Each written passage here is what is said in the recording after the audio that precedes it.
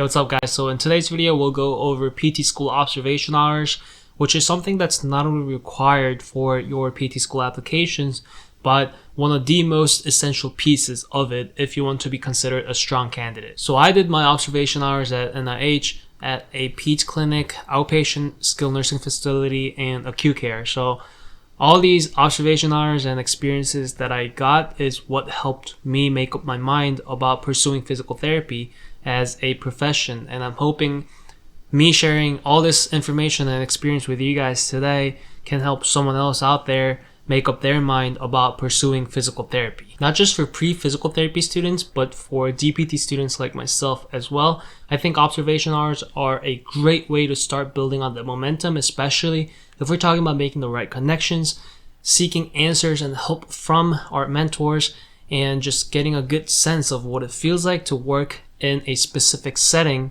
in physical therapy. My name is Jin. I'm a second year PT student if we haven't met yet. I post every week on everything related to physical therapy, so if that's something that interests you, please consider subscribing. And if you have already subscribed, thank you and welcome back. Alright, so let's get right into it.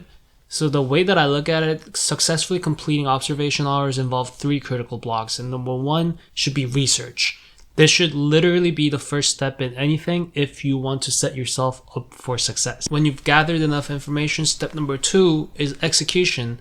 All you gotta do now is show up and just be yourself. After you've completed your observation hours, you move on to step number 3, which oftentimes gets overlooked when I don't think it really should. And number 3 is growth. You're trying to build on that connection you've made with the physical therapist that you've worked with. Your ultimate goal for observation hours should never be just getting those hours in and filling out your observation hour log.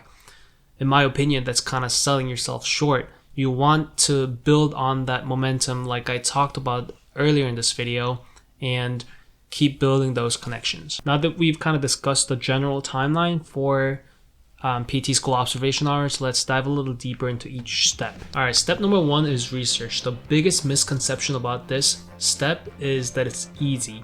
A lot of people make the mistake of just looking up sites online and contacting them through email or by phone. Now, I get it, it's easier. All you really need is time and access to the internet. And there is a place and time for this traditional kind of research on Google, but what's 100 times more effective is talking to the PTs in person. With the exception of the skilled nursing facility, which I was able to get in contact with online, the rest of the sites I talked to the PTs myself in person, and that's how I was able to go in for observation hours. And it's so much easier because you don't have to go through the volunteer coordinator or the front desk person when you pick up the phone and say, hey, I'm looking to get some observation hours at your clinic. When you're talking to the PT, you're talking to the man himself or the woman herself.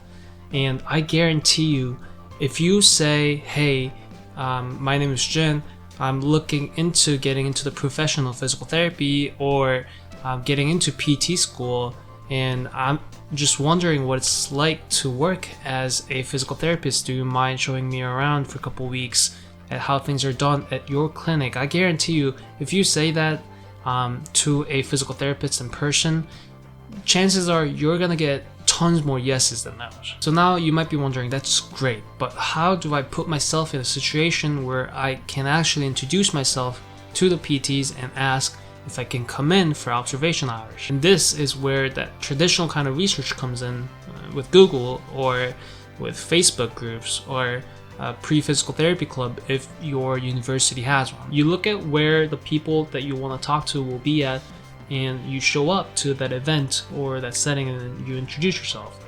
All the PTs that I've met, I've either met them at a nonprofit volunteer opportunity or a local pool where he was doing aqua therapy at the time. So I understand it's not the most convenient way to do it, but it definitely goes a long way, and I'm telling you, it's worth your investment and your time. Alright, so you made it to the first day of your observation hours. And so this is now step number 2, execution. Yes, there are many tips and strategies on how you can get the most out of your time during your observation hours, but I think that's a topic for a whole another video, so today we'll just stick with the basic. Like I said in the very beginning, you show up, that's great. You are being yourself, which is also great. You're not overdoing it or underdoing it, and you're just chilling. You're going with the flow, which is awesome when all of a sudden, out of nowhere, here comes no-shows.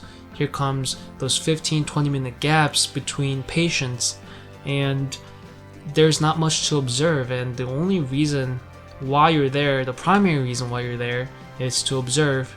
And if there's nothing to observe, what do? Well, in cases like this, you have to initiate conversations with the PT, or you have to see if there's anything that you can help with. Maybe you'll learn other things that you weren't expecting to learn. Who knows? Every PT that I've worked with so far has been super engaging in answering my questions, and I gotta say, I learned just as much from these conversations than I did by observing them interact with a patient. Alright, so that's step number 2, execution, and now you've completed your observation hours, and we move on to step number 3, which is growing that relationship that you've built with the PT. They are a great resource for you going forward.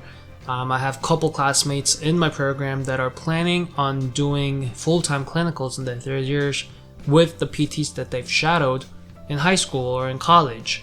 So if you are able to maintain that relationship with the PT, they can become your mentors, and it's great. I keep in contact with most of the PTs that I've worked with, not only because they're a good resource, but also because they're just cool people. It was awesome for them to let me come in to their clinic and just show me what they do in everyday life as a physical therapist. So that's the final step.